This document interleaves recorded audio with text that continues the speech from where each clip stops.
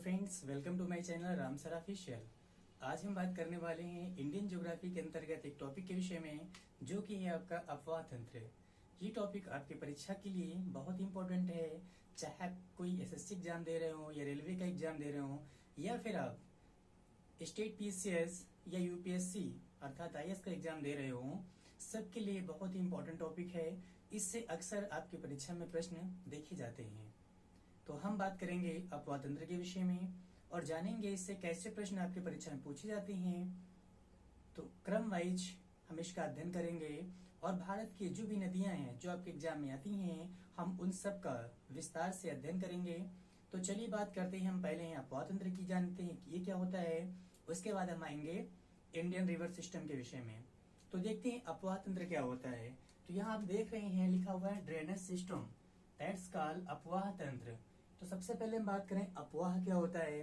तो अफवाह, ध्यान दीजिएगा, निश्चित वाहिकाओं के माध्यम से, किससे, कुछ वाहिकाएं हैं या कुछ जल राशि जल धाराएं हैं, जिसे हम कह सकते हैं कुछ नदियां, ठीक है, कोई बड़ी नदी व छोटी नदियां एक निश्चित मार्ग में जब ये गमन कर रही होती हैं, तो क्या कहते हैं, इसे अपवाह कहते हैं।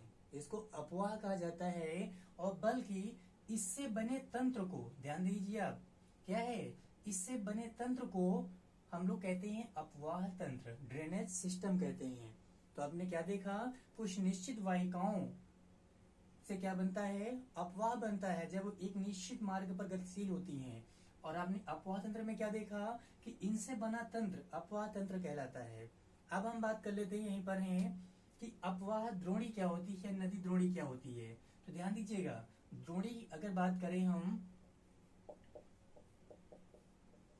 अपवाह द्रोणी या नदी द्रोणी की बात कर रहे हैं, तो ये क्या होता है, कोई मुख्य नदी, जैसे मान लीजिए आपकी नदी है, सपोज कर लीजिए गंगा नदी है, सपोज करें आप ये गंगा नदी है, तो गंगा नदी वह उसकी सहायक नदियां, चाहे वो दाएं तट से आए चाहे बाएं तट से आके मिले, श्योर, इससे बना एक जो प्रतिरूप होता है वो क्या कहता है, द्रोणी कहलाता है।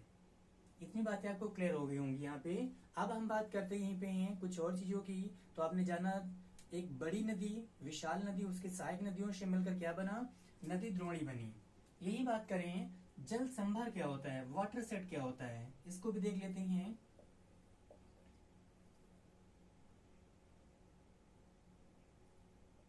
जल संभर जिसे हम वाटर सेट कहते हैं, ये क्या होता है,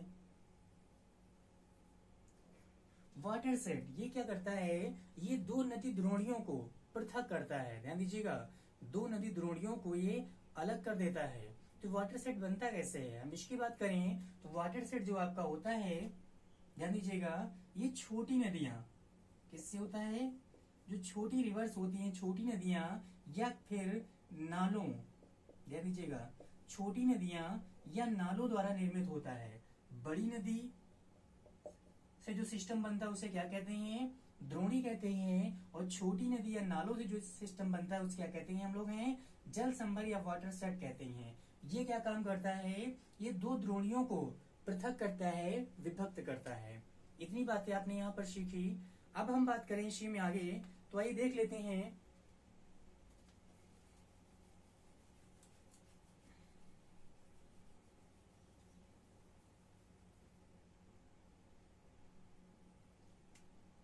एक होता है कैचमेंट एरिया, जल ग्रहण क्षेत्र। तो ध्यान दीजिएगा, कैचमेंट एरिया या जल ग्रहण क्षेत्र ये क्या होता है, तो सिंपल सी बात है, जल ग्रहण क्षेत्र अर्थात इसी में इसका मतलब निकल जा रहा है कि नदी जल को कहां से ग्रहण करती है। नदी जो है वह जल को कहां से ग्रहण करती है, तो क्या होता है, वो जल ग्रहण क्षेत्र होता है। जो क्षेत्र से ग्रहण करती है उसे कैचमेंट एरिया कहते हैं। इतनी बात आपको याद रखनी होगी, ऐसे पॉइंट भी कभी कभी आ जाते एग्जाम में हैं।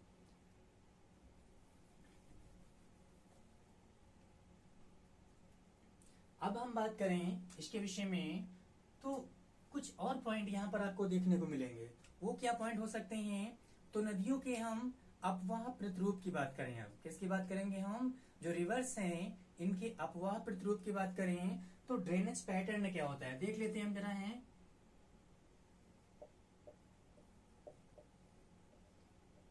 अपवाह प्रतिरूप, जिसे हम कहते हैं क्या,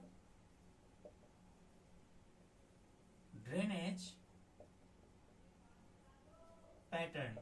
तो नदियों का ड्रेनेज पैटर्न कैसे बना है, तो इसके विषय में जानते हैं।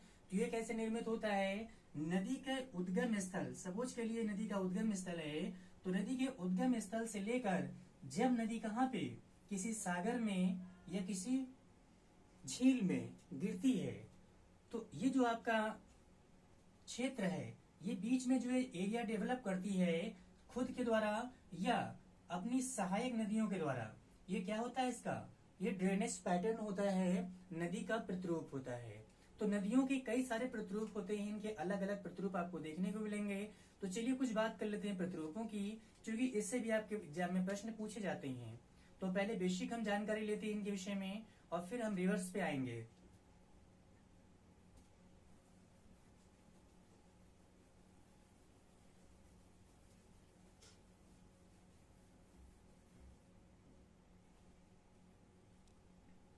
तो इनकी अपवाह प्रतिरूप की बात करें तो हम बात कर सकते हैं ट्री टाइप्स या वृक्षानुमायिक प्रतिरूप होता है, तो हम उसकी बात कर लेते हैं।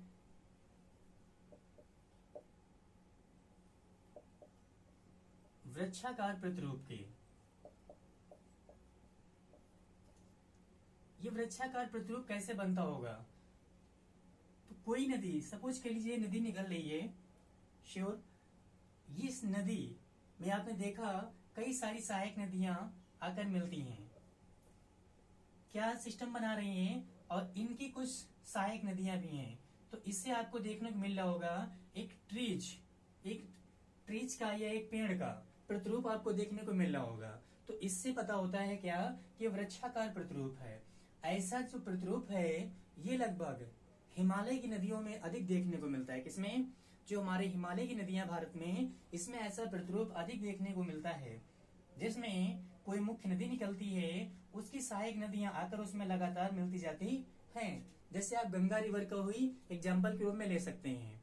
चलिए अब बात करते हैं अगले प्रतिरूप की।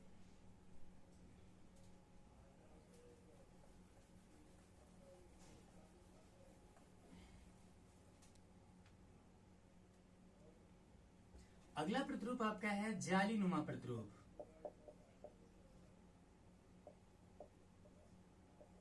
ट्रेल्स, जालीनुमा प्रतिरूप से ट्रेल्स कहते हैं। ये क्या होता है, तो आप जानते हैं जाली कैसे बनती है। जाली आप लोगों ने देखा होगा, वायर्स से जब जाली बनाई जाती है तो कैसे बनती है। सिंपल सी बात आप जानते हैं, दो रिवर्स, मान लीजिए क्या है, ये दो नदियां हैं।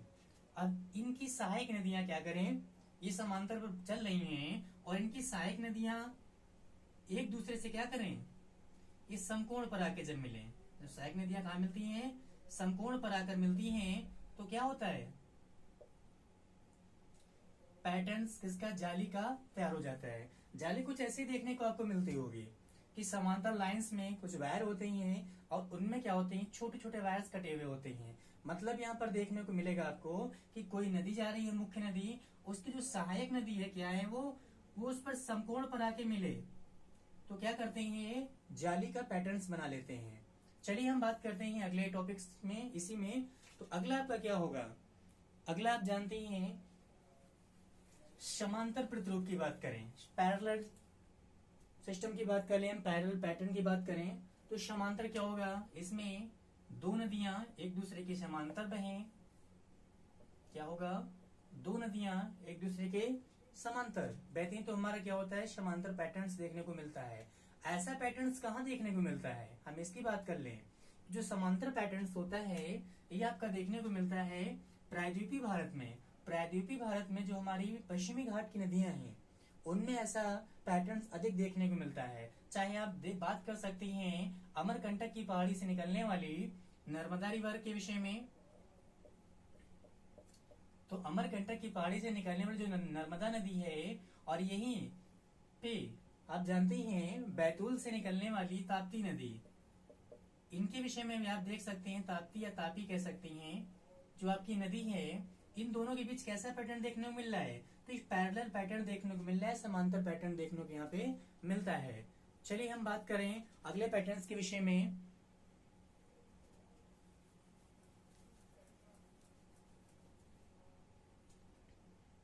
अगला पैटर्न आपका है अभिकेंद्रीय पैटर्न।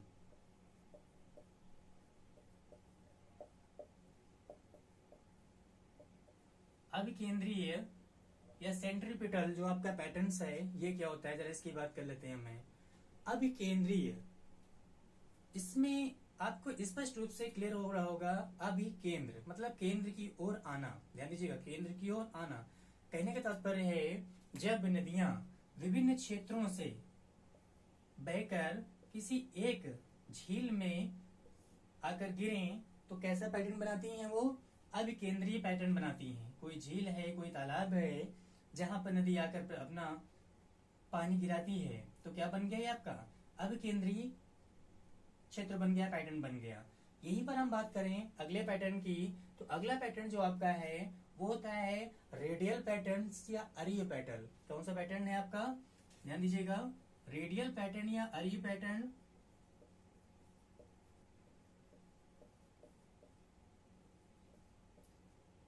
अरीय, जिसे रेडियल पैटर्न कहते हैं, इसमें कुछ ज्यादा डिफरेंस नहीं है।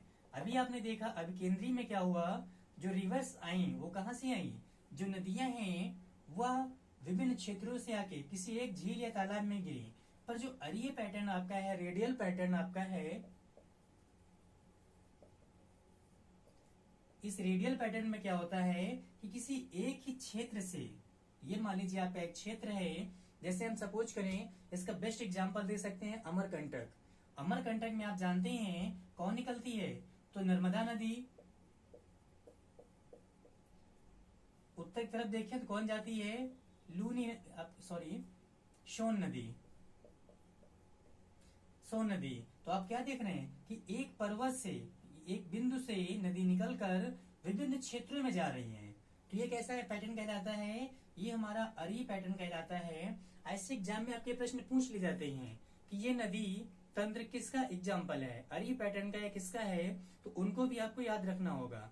ऐसे प्रश्न आपके एग्जाम में आते हैं। चलिए हम आगे कुछ और बातें दो चार कर लेते हैं ताकि आपके टॉपिक अच्छे से क्लियर हो जाए आपका।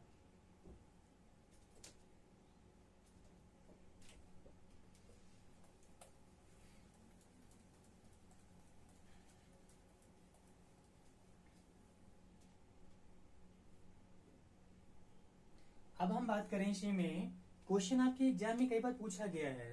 दो प्रश्न, दो टॉपिक से प्रश्न अक्सर आते हैं, हम उनकी बात करें। एक तो हम बात करेंगे अनुवर्ती रिवर्स के विषय में,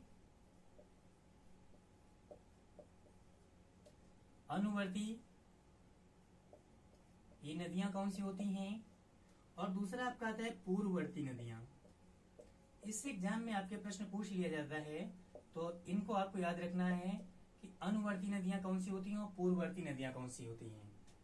क्योंकि आपके एग्जाम में नदी दिया होता है और पूछता है कि किसका एग्जाम्पल है, अनुवर्ती का है या पूर्ववर्ती का है।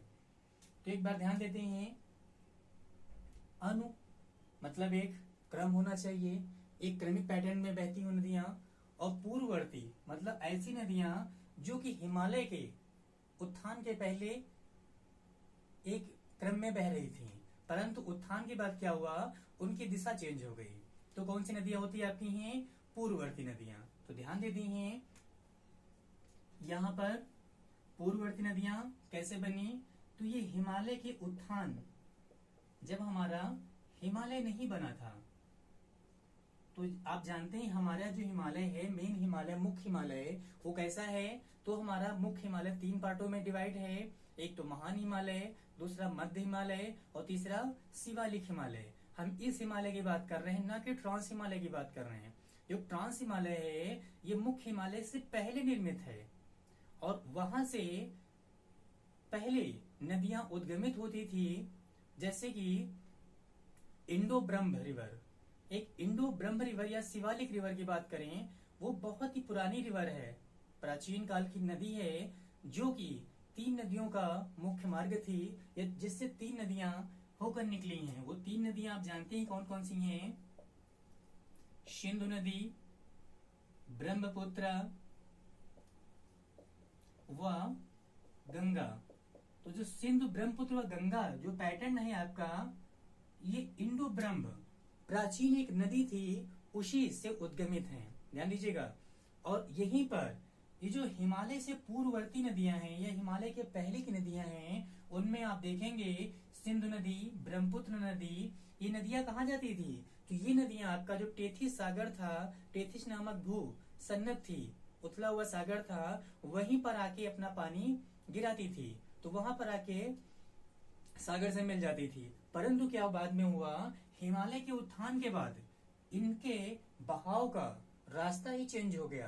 तो इन्होंने क्या किया, जो बहाव का रास्ता चेंज हुआ तो मार्ग में कई सारे अवरोध आए, उनको काट काट कर इन्होंने अपने रास्ते ही चेंज कर लिए। सिंधु आप जानते कहाँ जाती है, अरब सागर में गिरती जाके है, जबकि ब्रह्मपुत्र कहाँ आती है आपकी है, तो ब्रह्मपुत्र आपको देखने को मिलता है कि बंगाल खाड़ी में गिरती जाके है। चलिए, ये तो आपने देखा पूर्ववर्ती नदियां कैसे बनी, आपको एग्जाम्पल भी मिल गया होगा। सतलज नदी कई बार एग्जाम में पूछा गया है, सतलज नदी कैसी नदी है आपकी, तो सतलज नदी आपकी पूर्ववर्ती नदी का ही उदाहरण है। ये बात आपको क्लियर होनी चाहिए। अनुवर्ती नदियां मैंने बता दिया है कि अनुवर्ती नदी एक क्रमिक परिवर्तन पैटर्न लेती हैं, एक सेम पैटर्न बहती हैं। और अनुवर्ती नदियों का सबसे बेस्ट एग्जाम्पल है आपका प्रायद्वीपीय भारत। ध्यान दीजिएगा, कौन सा आपका इसका बेस्ट एग्जाम्पल, तो प्रायद्वीपीय भारत, जिसे हम पेनिसुलर इंडिया कहते हैं। पेनिसुलर इंडिया या प्रायद्वीपीय भारत में बहने वाली जो नदियां हैं वो कैसी नदियां हैं, वो अनुवर्ती नदियों का बेस्ट एग्जाम्पल है, आपको ये याद रखना होगा। चलिए अब और कुछ टॉपिक्स देखते हैं इसके विषय में।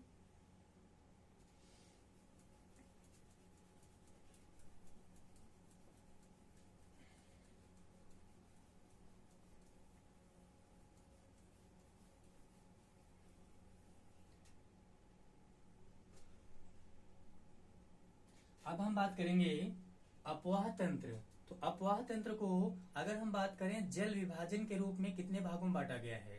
ध्यान दीजिएगा, छोटी छोटी बातें हैं पर एग्जाम के लिए इंपॉर्टेंट हैं, तो आपको उनको याद रखना है। पहले अपवाह तंत्र को जल विभाजन के रूप में कैसे डिवाइड किया गया है, क्योंकि आप जानते हैं कोई नदी है जो जल गिराती है, और इंडिया की बात करें तो इंडिया में दो ही पैटर्न बन सकते हैं। अगर बात करें समुद्र में जल विसर्जन के लिए, ध्यान दीजिएगा अपवाह तंत्र किस रूप में, तो समुद्र में जल विसर्जन के आधार पर,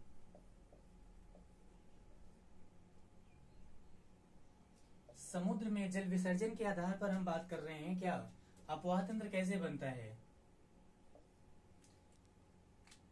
तो यहां ध्यान दीजिएगा, समुद्र में जल विसर्जन के आधार पर अपवाह तंत्र को हम दो भागों में बांटकर देख सकते हैं। एक तो अरब सागर या अरब सागरीय अपवाह तंत्र, दूसरा बंगाल की खाड़ी का अपवाह तंत्र। कहने का तात्पर्य है कि वे नदियां जो बंगाल खाड़ी में गिरती हैं तथा वे नदियां जो अरब सागर में गिरती हैं, इन दोनों का अपवाह तंत्र का माध्यम अलग अलग होगा। अब बात करें हम ये डिवाइड कैसे करेंगे इसको हम, क्योंकि इसको डिवाइड करना थोड़ा टफ है, तो चलिए देख लेते हैं पहले इसको डिवाइड कैसे करते हैं, फिर हम बात करें आगे इसमें।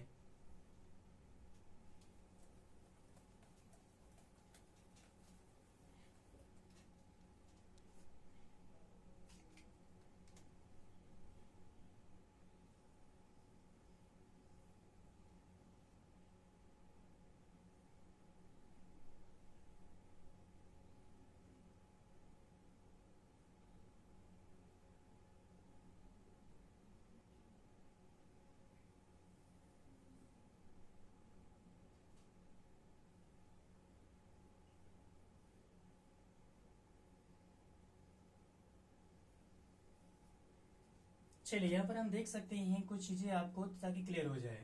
तो इसको हम डिवाइड कैसे करते हैं, क्योंकि डिवाइड करने का इसमें पैटर्न्स कुछ अलग दिया हुआ है।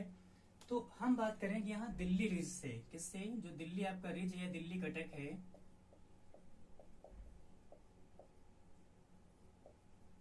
दिल्ली रिज की बात कर लें या दिल्ली कटक की बात कर लें, यहां से ये स्टार्ट होता है और ये पैटर्न ऐसे चलता है। ध्यान दीजिएगा,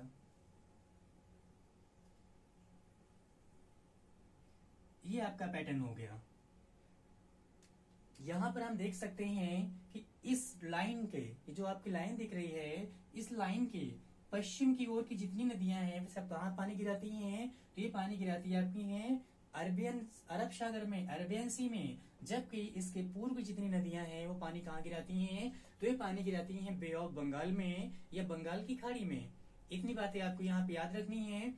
तो देख लेते हैं कौन कौन सी नदियां हैं। तो कुछ नदियों के एग्जाम्पल हम देख लेते हैं यहाँ पे हैं। तो सबसे पहले हम बात करेंगे यहाँ पर कैलाश मानसरोवर के पास से निकलने वाली नदी का, जो है आपकी कौन सी? सिंधु नदी। इसका बेस्ट एग्जाम्पल है सिंधु नदी। तो सिंधु नदी की हम बात करें, हम सिंधु तंत्र की बात कर सकते हैं। यहाँ पे सिंधु तंत्र की जो नदियां हैं वे कहाँ गिरती है, पानी लेके जाती हैं? अरेबियन सी में जाती हैं। यहाँ बात करें अरावली की पहाड़ियों से निकलने वाली कुछ नदियां हैं, वो कहाँ जाती हैं? जैसे कि हम बात करें लूनी नदी, लूनी हो गई, या फिर हम बात करें साबरमती की, साबरमती। नर्मदा की बात करें ताप्ती, माही। ध्यान दीजिएगा यहाँ पे जो लूनी नदी है ये क्या होती है? तो कच्छ के रण में विलीन हो जाती है।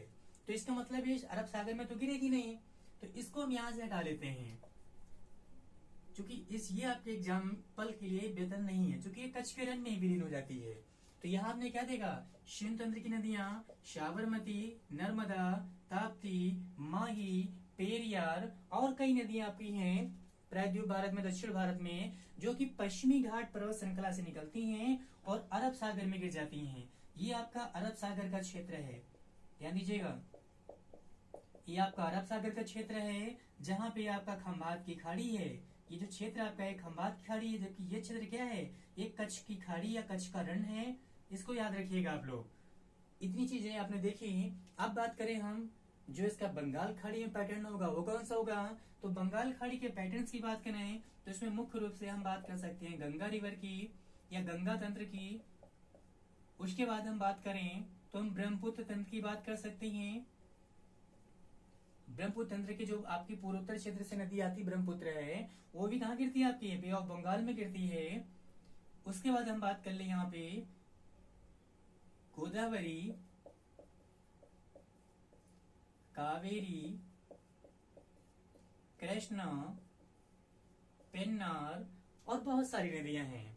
क्योंकि आप जानते हैं भारत में 4000 से अधिक नदियां पाई जाती हैं, जिसमें से 23 या 24 के आसपास बड़ी नदियां हैं जिन्हें वृहद रिवर कहते हैं, और 200 से ज्यादा छोटी नदियां हैं जिन्हें मध्यम रिवर कहते हैं। और छोटी नदियों में और छोटी नदी की बात करें तो बहुत ज्यादा है। मैंने आपको बताया कि 4000 प्लस इंडिया में रिवर्स सिस्टम है। अब हम बात करें इसमें कुछ और चीजों की।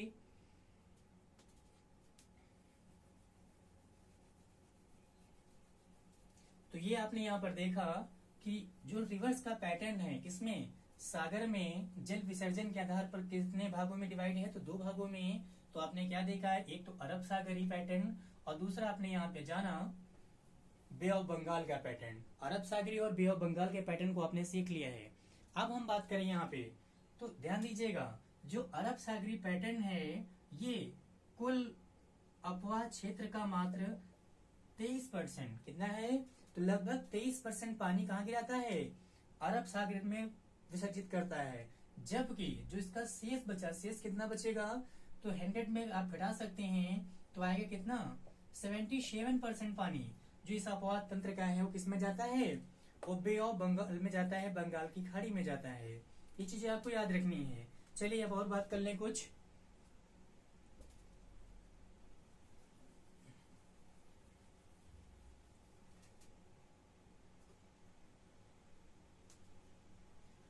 यहाँ पर हम बात करेंगे जल संभर।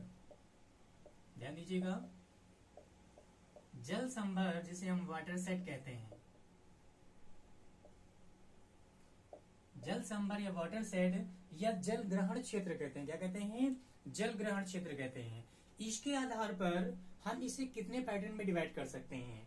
तो इसके आधार पर जो आपका रिवर पैटर्न है इसको 3 भागों में बांटा जाता है। ध्यान दीजिए कितने भागों में?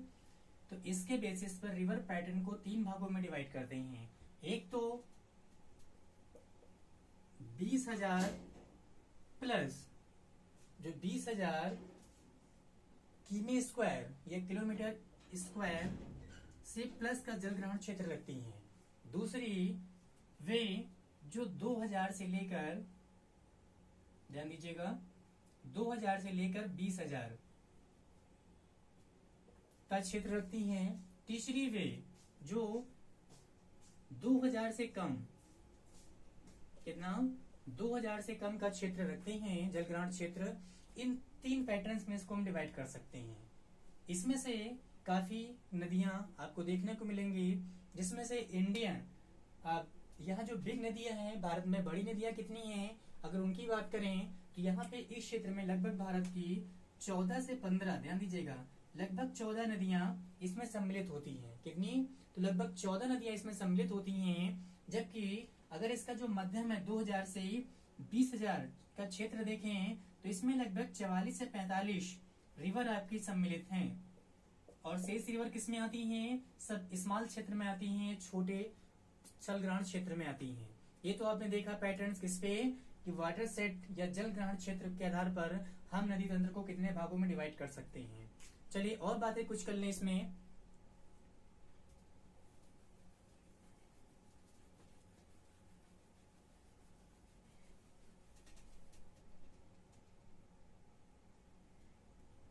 अब बात करेंगे हम भौगोलिक स्थिति के विषय में, हम कैसे डिवाइड करेंगे रिवर्स को। ध्यान दीजिएगा, यहाँ पे जो भौगोलिक आपकी स्थिति है, इसके आधार पर नदियों को हम 2 भागों में डिवाइड करते हैं। यहाँ से आपको मुख्य रूप से नदियों को बेहतर तरीके से समझ में आएगा और आगे पैटर्न्स में आपको देखने को मिलेगा। तो यहाँ पे हम बात करेंगे, सबसे पहले हम हिमालय की नदियों के विषय में। किसकी बात करेंगे? हिमालय की नदियां। तो भौगोलिक आधार पर हमने नदियों को डिवाइड किया, नदी तंत्र को डिवाइड किया किसमें? हिमालय नदी तंत्र में। और दूसरा प्रायद्वीपीय, दूसरा क्या है? प्रायद्वीपीय अपवाह तंत्र। तो आपने क्या देखा? ड्रेनेज सिस्टम जो आपका है भौगोलिक विस्तार के भौगोलिक स्थिति के रूप में 2 भाग में डिवाइड है, एक तो हिमालयन, दूसरा पेनिसुलर या प्रायद्वीपीय अपवाह तंत्र के रूप में। जो आपका हिमालय नदी तंत्र है, इसमें हम हिमालय से उद्गमित सभी नदियां लगभग पढ़ेंगे, जिसमें से इसके मुख्य 3 तंत्रों को हम जानने की कोशिश करेंगे और उन्हीं के आधार पर हमारे प्रश्न लगभग कवर होंगे। जिसमें हम बात करेंगे आपके सिंधु तंत्र की, गंगा तंत्र की,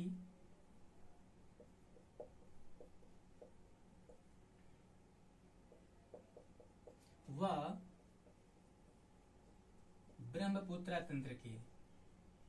हम बात करेंगे इसकी सिंधु तंत्र, गंगा तंत्र व ब्रह्मपुत्र तंत्र। तो हमने ये 3 तंत्र इसमें हिमालय रिवर सिस्टम में पढ़ने हैं।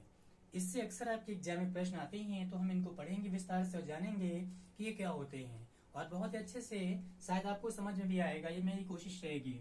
फिर हम बात करेंगे प्रायद्वीप भारत के विषय में। तो प्रायद्वीप भारत में आप जानते हैं काफी सारी नदियां हैं, पश्चिमी घाट से निकलने वाली और कहाँ बहने वाली, अरब सागर में जाने वाली और बंगाल खाड़ी में भी जाने वाली। तो पश्चिमी घाट या मध्य क्षेत्र या पूर्वी क्षेत्रों से निकलने वाली नदियां हम इसमें पढ़ेंगे। जैसे कि हम बात कर सकते हैं गोदावरी की, गोदावरी, कृष्णा, कावेरी, पेन्नार, एक्सेट्रा। बहुत सारी नदियां यहाँ पे हैं, तो हम इनके विषय में भी जानने की कोशिश करेंगे अच्छे से। जो प्रश्न आपके बनेंगे एग्जाम में, हम उनको यहाँ से कवर कराएंगे आपके लिए। तो ये आपका भौगोलिक स्थिति के रूप में हमने देखा कि हमने क्या किया, अपवाह तंत्र को 2 भागों में बांटा है, हिमालय और प्रायद्वीपीय, मतलब हिमालयन एंड पेनिसुलर क्षेत्र में, जिसमें हम पढ़ेंगे 3 तंत्र, सिंधु तंत्र, गंगा तंत्र एंड ब्रह्मपुत्र तंत्र। प्रायद्वीप भारत में जो नदियां हैं हम उनके विषय में जानेंगे। तो ये तो आपका पैटर्न्स हो गया। यहाँ पर आपको कुछ और चीज जाननी है। तो जो हिमालय की नदियां हैं, ये कैसी नदियां हैं, तो यहाँ पर देख लेते हैं हमें हिमालयन रिवर सिस्टम कैसा है। तो यहाँ की नदियां अभी कैसी हैं? युवा अवस्था में हैं। यहाँ की नदियां कैसी हैं? तो अभी युवा नदियां हैं, बिल्कुल यंग हैं। जबकि जो पेनिसुलर इंडिया है, इसकी नदियां कैसी हैं? तो इसकी नदियां अब वृद्धावस्था में पहुंच चुकी हैं। लगभग कैसी हैं? वृद्धावस्था में पहुंच चुकी है, मतलब नदी अपने तल को प्राप्त कर चुकी है। जो नदी का तल होता है तो ये अपने तली क्षेत्रों को प्राप्त कर चुकी है। मतलब कहने का तात्पर्य है कि अब ये गार्ज का निर्माण नहीं करती हैं। तो आपने क्या देखा कि जो युवावस्था की नदियां होंगी, तो जानते हैं आप जो युवक होते हैं वो कुछ एक्स्ट्रा वर्क करते हैं, जबकि जो वृद्ध लोग हो जाते हैं उनमें इतनी क्षमता नहीं रहती है। तो ये क्या करते हैं, यहाँ पे युवा नदियां ये गहरे गहरे गार्ज का भी निर्माण करती हैं। क्योंकि ये पहाड़ी क्षेत्र से निकलती हैं, तो जब ऊपर से गिरती हैं और एक धारा लगातार बह रही होती है तो क्या करती हैं, ये वी आकार की घाटी बनाती हैं। कैसी घाटी, ध्यान दीजिएगा, तो वी आकार घाटी बना देती हैं, गहरे गार्ज का निर्माण करती हैं, जिसे महाखड्ड कहते हैं। गार्ज या महाखड्ड का निर्माण करती हैं। और दूसरी बात हम बात करें, जो हिमालय की नदियां हैं ये सदा नीरा हैं। कैसी हैं, सदा नीरा नदियां हैं। अर्थात कहने का तात्पर्य है कि इनमें हमेशा या वर्ष भर पानी आपको देखने को मिलेगा, क्योंकि ये नदियां जो हैं ये दो चीजों से पानी प्राप्त करती हैं। एक तो इनको पानी मिलता है किससे है, वर्षा से, या कहें रेन से। रेन से पानी प्राप्त करती हैं या वर्षा से प्राप्त करती हैं। दूसरा किससे इनको पानी मिलता है, तो दूसरा पानी इनको मिलता है हिम से। हिम अर्थात बर्फ से, जो आपके ग्लेशियर हैं। हिमालय में बर्फ के ग्लेशियर हैं और ये क्या करते हैं, ये वर्ष पर थोड़ा थोड़ा करके पिघलते रहते हैं। जब ग्लेशियर पिघलेंगे तो उनसे पानी का स्राव होता है। तो इस प्रकार आपने देखा कि हिमालय नदियां कैसी हैं, सदानीरा है, क्योंकि इनको दो प्रकार से पानी प्राप्त होता है। एक तो रेन वाटर, वर्षा का पानी, दूसरा ग्लेशियर का वाटर। आप देख चुके यहाँ पे हैं। जबकि बात करें हम प्रायद्वीप भारत की नदियों के विषय में, तो ये कैसी हैं, ये सदानीरा नहीं है। ये क्या होती हैं, ये जब गर्मी आती है तो इसकी अधिकांश नदियां सूख जाती हैं या उनमें बहुत कम पानी देखने को मिलता है। पानी कम देखने को क्यों मिलता है, क्योंकि उनको बांध के द्वारा पानी को रोका जाता है। नहीं तो अधिकांश नदियां कैसी यहाँ की हैं, गर्मियों में सूख जाती हैं। ये डिपेंड करती किस पर हैं, तो ये नदियां जो डिपेंड करती हैं ये रेन वाटर पे या वर्षा का जो जल है इस पे मुख्य रूप से डिपेंड करती हैं। यहाँ पर ध्यान दीजिएगा, प्रायद्वीप भारत में भी एक नदी है जिसको हम सदानीरा कह सकते हैं। प्रायद्वीप भारत में एक नदी है जिसे सदानीरा कह सकते हैं, क्योंकि उससे जो है पानी प्राप्त होता है दो टाइप से मतलब वर्षा के दो प्रतिरूपों से। जो हमारा वर्षा का क्रम है इसके दो प्रतिरूपों से। कौन कौन से, एक तो अरब सागरी, या कह सकते हैं अरब सागरी ना कह के हम कहें कि दक्षिण पश्चिम मानसून से। दक्षिण पश्चिम जो आपका मानसून आता है, एक तो इससे इसको पानी प्राप्त होता है और दूसरा होता है आपका है लौटते हुए मानसून या उत्तर पूर्वी मानसून। उत्तर पूर्वी मानसून या लौटते मानसून से पानी प्राप्त होता है। और रिवर कौन सी है, वो रिवर आपकी है कावेरी। ध्यान दीजिएगा, वो नदी कौन सी आपकी है, तो नदी है कावेरी नदी, जिसको हम सदानीरा कह सकते हैं प्रायद्वीप भारत में भी। और इससे प्रश्न पूछा जा चुका है कि प्रायद्वीप भारत की वे कौन सी नदी है जिसमें वर्ष भर जल रहता है, तो कौन सी है वो आपकी कावेरी नदी है। हम इनके विषय में डिटेल से आपको समझाएंगे बाद में। अब हम बात करें इसमें, तो आपने इसके विषय में अच्छे से जान लिया है कि ये हिमालय नदियां कैसी हैं और प्रायद्वीपीय नदियां कैसी हैं। तो आज क्लास में बस इतना ही, फिर मिलेंगे अगली क्लास में। तब तक के लिए धन्यवाद। और हम अगली क्लास में जो आपको बात करेंगे, अब हम बात करेंगे हिमालयन रिवर सिस्टम के विषय में, जिसमें हम विस्तार से आपको समझाने का प्रयास करेंगे और आपके एग्जाम के लिए मोस्ट इंपोर्टेंट टॉपिक भी है। तो ये वीडियो पसंद आए तो इसे लाइक करें, दोस्तों को शेयर करें तथा चैनल को सब्सक्राइब करना ना भूलें।